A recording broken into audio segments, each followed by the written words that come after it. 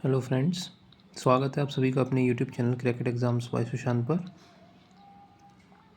इस वीडियो में हम इनइक्वालिटी के कुछ क्वेश्चंस करते हैं और देखते हैं कि हम उनको कैसे सॉल्व करते हैं। क्योंकि देखिए, इन क्वेश्चंस में मैंने एक सिंगल लाइन में कुछ अल्फ़ाबेट्स को कंपेयर किया है, पर जो नेक्स्ट क्वेश्चन आप देख रहे हैं इसमें एक तरह से दो अलग अलग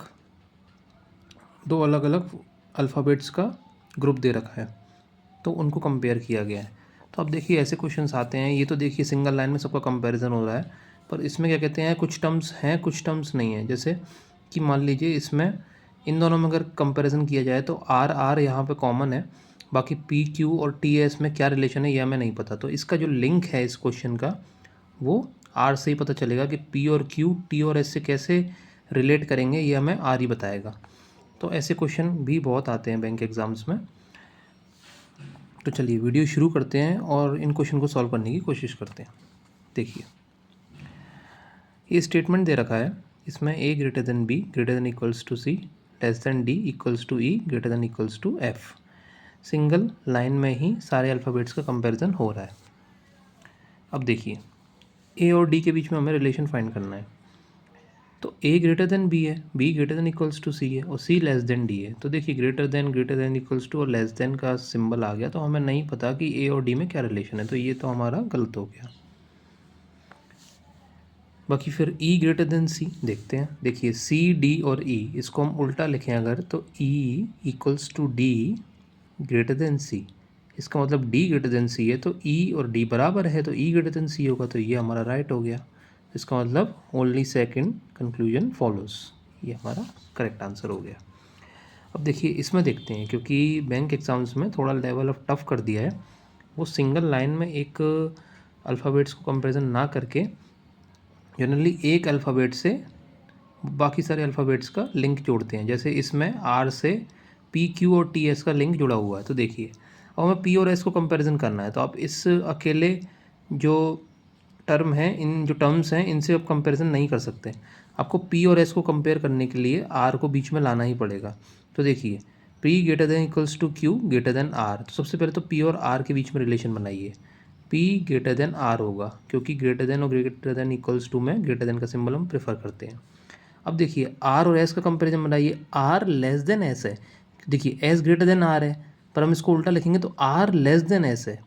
तो मैं पी और एस का रिलेशन पता चल गया कि पी और एस के बीच में कोई रिलेशन नहीं है। हमें नहीं पता कि वो ग्रेटर देन होगा, इक्वल्स टू होगा या लेस देन होगा, क्योंकि ग्रेटर देन और लेस देन दोनों का सिंबल आ रहा है। तो ये हमारा कंक्लूजन गलत हो गया।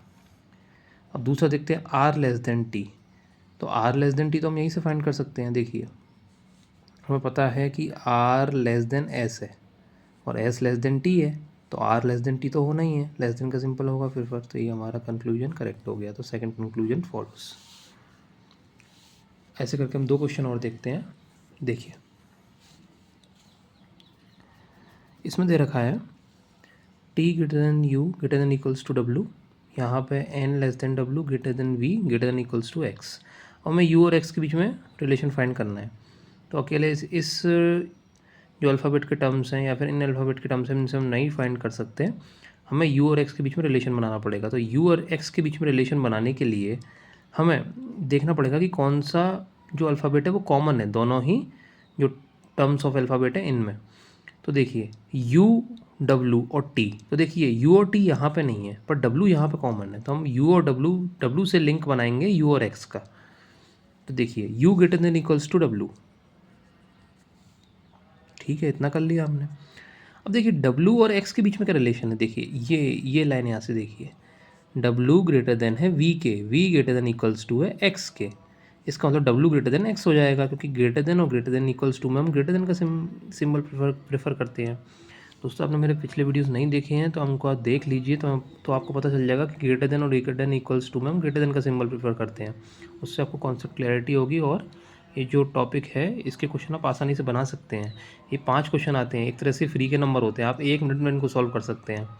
तो ये 5 नंबर तो आपके पक्के हो जाएंगे रीजनिंग में 40 में से, अगर आप IBPS RRB PO या क्लरिकल का एग्ज़ाम दे रहे हैं, या फिर आप मान लीजिए IBPS PO क्लरिकल RRB में। लेकिन अगर आप IBPS PO या SBI PO SBI क्लर्क का भी एग्ज़ाम दे रहे हैं तो ये क्वेश्चन बन जाएंगे आपके बहुत जल्दी। तो इनको आप सीख लीजिए, ये 5 क्वेश्चन आप 1 से 1.5 मिनट में आसानी से बना लेंगे।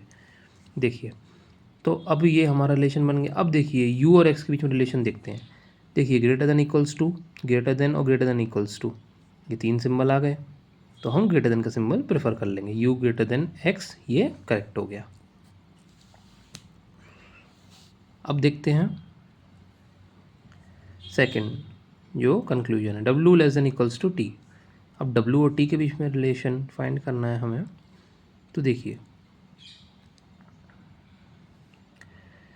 w और t के बीच में रिलेशन फाइंड करने के लिए हमें पता है कि इसको रिवर्स कर देंगे तो ये फाइंड हो जाएगा w लेस देन है u के और u लेस देन t है, तो w less than equals to नहीं होगा, w लेस देन t होगा, क्योंकि हमें पता है लेस देन इक्वल्स टू और लेस देन में हम लेस देन का सिंबल प्रेफर करते हैं, तो इसलिए w लेस देन t होगा, ना कि लेस देन इक्वल्स टू। तो ये हमारा गलत हो गया, हमारा आंसर हो गया ओनली वन कंक्लूजन फॉलोस। ये आपको समझ में आया होगा। अगर मैं एक बार और बता देता हूँ आपको, देखिए, ताकि आपको कॉन्सेप्ट क्लैरिटी रहे कि ग्रेटर देन इक्वल्स टू और इक्वल्स टू, अगर ये तीनों दे रखे हैं तो हम ग्रेटर देन का सिंबल प्रेफर करते हैं, ग्रेटर देन का सिंबल प्रेफर करते हैं। लेकिन अगर लेस देन इक्वल्स टू और इक्वल्स टू दे रखा है तो हम लेस देन का सिंबल प्रेफर करते हैं। मान लीजिए ग्रेटर देन इक्वल्स टू और इक्वल्स टू दे रखा है तो हम ये सिंबल प्रेफर करते हैं, अगर लेस देन इक्वल्स टू और इक्वल्स टू दे रखा है तो हम ये सिंबल प्रेफर करते हैं। ये आपको पता होना चाहिए बेसिक इनइक्वालिटी के लिए। तो ये क्वेश्चन भी हमारा सॉल्व हो गया। अब फोर्थ क्वेश्चन देखते हैं। देखिए आर ग्रेटर देन वी।